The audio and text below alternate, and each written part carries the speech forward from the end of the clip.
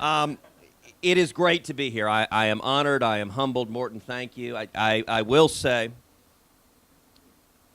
Sam Houston famously said, Texas has yet to learn submission to any form of oppression, come from what source it may.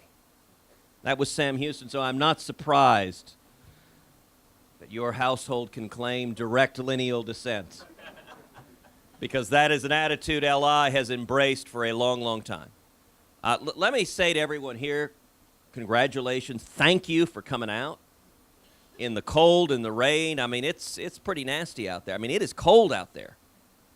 It's so cold, I actually saw a Democrat with his hands in his own pockets.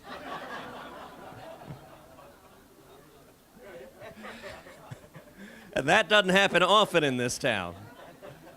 So I appreciate y'all's braving the elements to be here. What I'm going to do is I'm going to speak very briefly, because I want to just, each of you are on the ground, you are fighting the good fight. I want this to be a conversation and have the bulk of it be Q&A. But let me start by making an observation that may prompt further conversation and questions, which is that all of us know right now the challenges facing this country are extraordinary. Liberty is under assault. Rule of law is under assault.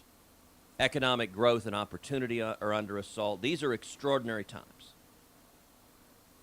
And yet, more than anything, what I want to do is encourage you. There is a transformation occurring, a new paradigm in politics that we've seen in the last couple of years. And that is the rise of the grassroots. It's something none of the press will talk about. It's something that official Washington is terrified out of their mind about. And it's something that the men and women in this room bear a big part of the responsibility for happening. It is incredible and it is potent. You know, if you look to the Senate race back in Texas in 2012, some of y'all may remember when we started there, that race was, by all conventional wisdom, impossible. When we started January of 2011, I was at 2% in the polls.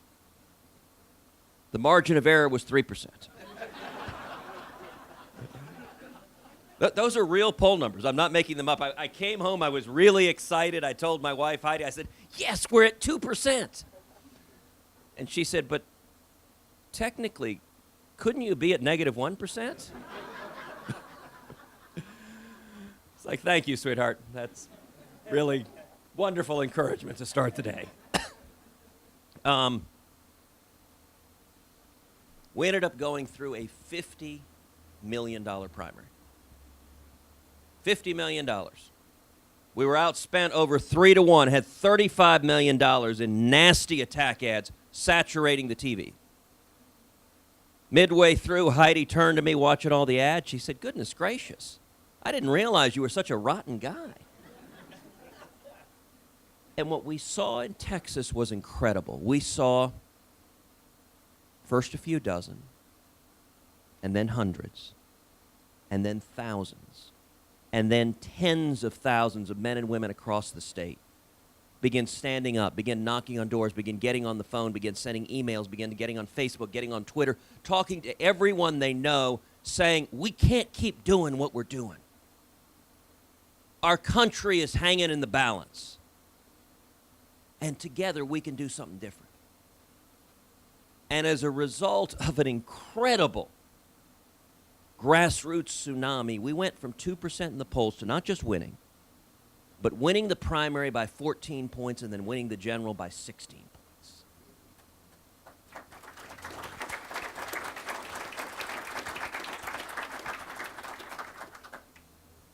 All of official Washington, all of official, the political pros said that's impossible. Let's look last year. I arrived in the Senate January of last year and tried to follow the adage of freshmen being seen and not heard. We had an interesting year last year. You know, I think of the first big fight that I was privileged to be a part of. which was early last year, standing side by side with my friend Senator Rand Paul and his epic filibuster on drones.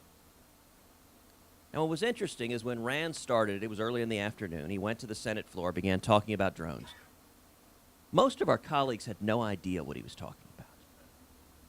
Remember, we were at lunch when it started, and they were just, what is Rand doing? I mean, they were scratching their head. They were very puzzled by the whole thing.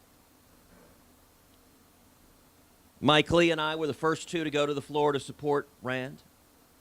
And what happened as the day went on is people all over the country began engaging and speaking up, began getting on Twitter. Twitter blew up.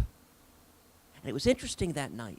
Later that night, you started seeing one senator after another, many of whom had gone home, may have been in bed, roused from bed, and sort of coming to the floor a little bit discombobulated, walking out going, my staff said the Tweety thing is happening.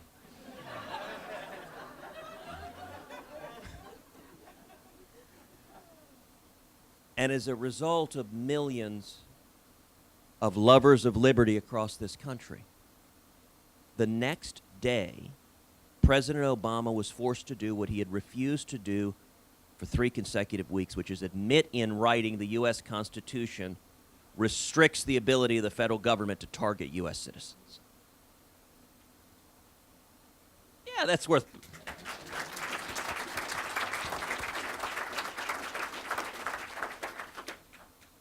That was astonishing. That was an issue that had no support in official Washington. That was an issue that 50 years ago would have gone nowhere.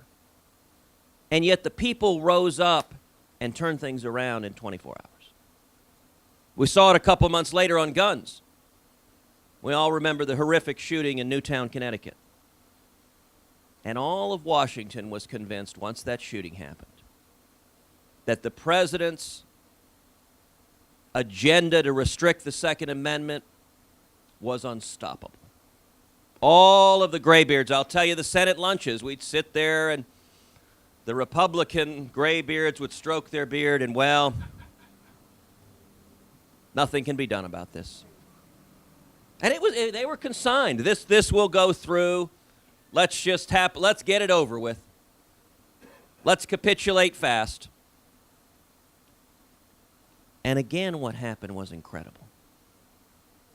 Across the country, we began to see individual citizens speaking out.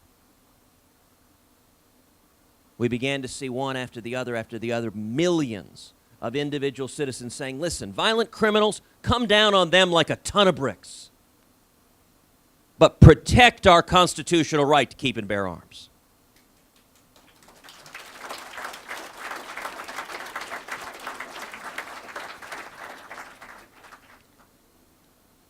And as a result of that breathtaking uprising from the grassroots, when it came time for President Obama's gun control proposals to be voted on the Senate floor, every single proposal that would have undermined the Second Amendment right to keep and bear arms was voted down on the Senate floor.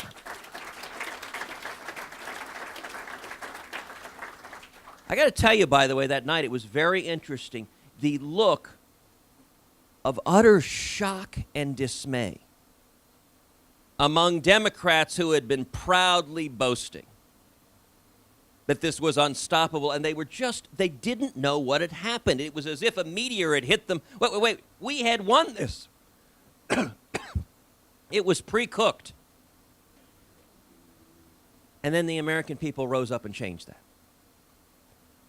And I think the most epic demonstration of the power of the grassroots last year was the fight over defunding Obamacare. Now, if you listen to Democrats, if you read the media, although I repeat myself,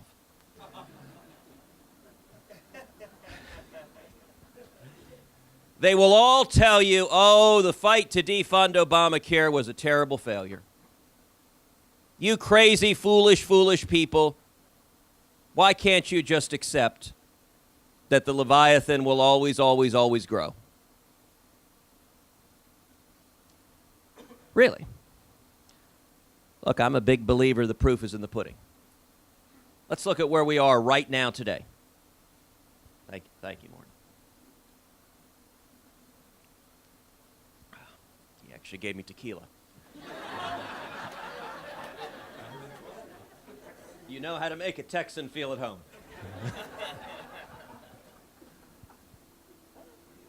Right now today, President Obama is at his lowest approval rating he's ever been since the day he was elected in office.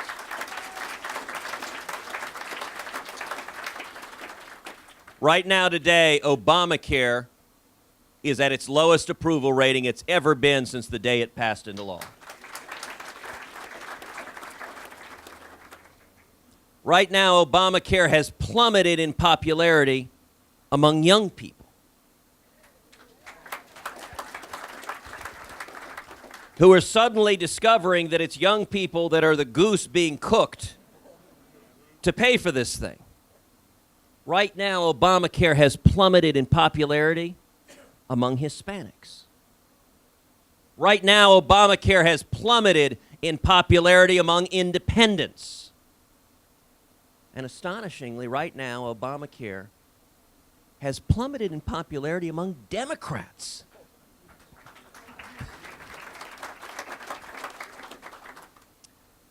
You know, if you want to know where the country is, I think a very good barometer is often the late night comedians. Last fall, Jay Leno said, So, President Obama called me. He said, Jay, if you like your job, you can keep it.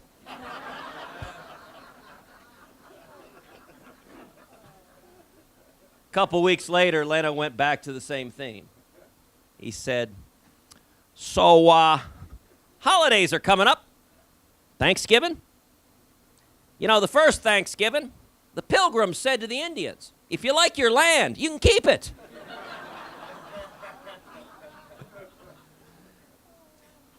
You know, the American people have a funny way of understanding when someone has looked in their eyes and said something repeatedly, deliberately false. And over 5 million Americans have already lost their health insurance because of Obamacare. Do you know that I cannot go home without hearing stories just like that? I'm sorry for your sisters. I will tell you, last time I was in Odessa, a man described to me how his aunt had just had her health care canceled. She's 101 years old. And her health care was canceled because it didn't include maternity coverage. And he said, you know what? My aunt really was okay with that.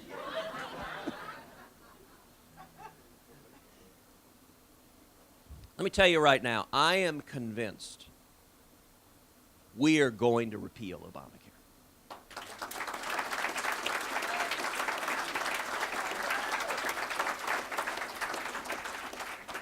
Now, nobody ever thought that was going to be easy. No one ever thought it was going to be a quick little journey. Battles to change the country never are. But the reason that fight happened, that wasn't a Washington fight. Washington did not want to stand and fight on anything. That fight happened because over 2 million people all over the country signed a national petition saying, stand up and stop the disaster, the train wreck that is Obamacare. That fight happened because Heritage Action went across the country energizing people and saying, you can change this country and take it back. You know, in the midst of the fight, some of my colleagues were less than thrilled. One conversation in particular I'll never forget is one of the Republican senators in a closed-door lunch that got a wee bit heated literally pounded the table with his fist. And he said, my constituents keep calling me.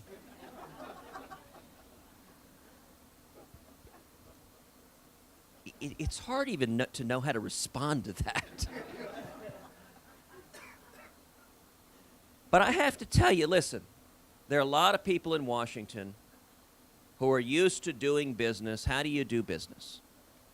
You get a handful of people together in a smoky room. You have a dozen lobbyists from K Street. You cut a deal. You pay for your project. You pay for your project. Everyone together robs the taxpayers, and you go home at 2 o'clock. That's the Washington way. That is changing. And it's changing because of what the men and women in this room are doing. It is changing because the grassroots are getting energized and engaged. And I'll say, and this is the last point I'm going to make,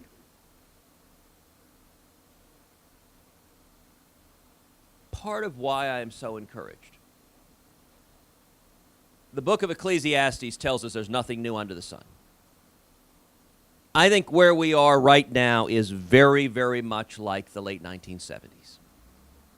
The late 1970s, you had Jimmy Carter in the White House. You had the same failed economic policies, out-of-control taxes and spending and regulation. You had the same economic malaise and stagflation. You had the same feckless foreign policy, endangering U.S. national security interests, making the world a more dangerous place.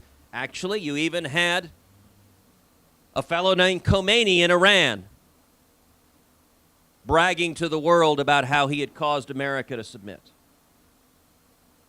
The parallels are uncanny. I don't think Eric Estrada is back on television yet. But he was in the Super Bowl. I don't know if you saw that ad. They brought in a lot of those guys, Cheers and Eric Estrada, back to the Super Bowl on a commercial. It was dark and it was dismal. The late 1970s, it was easy to give up hope. And by the way, all of the media said, those conservative principles are relics from a yesteryear. You cannot stop the inevitable march of what we call progress. And what happened in the late 1970s was a grassroots movement that began to sweep the country. Millions of men and women, many of whom had never been involved in politics, became the Reagan Revolution. And that's what turned this country around, is all of the people who previously had been living their lives, going to work, going to church, who suddenly looked up and said, what we are doing isn't working, and it's jeopardizing the future of my kids and my grandkids. That is happening again. I'll tell you, one of the great blessings of serving in the Senate right now is I get the opportunity to travel across Texas, to travel across the country. Everywhere you go, you see people who are standing up. That same energy, that rise of the grassroots is terrifying Washington. And I'll tell you, liberty is never safer than when politicians are terrified.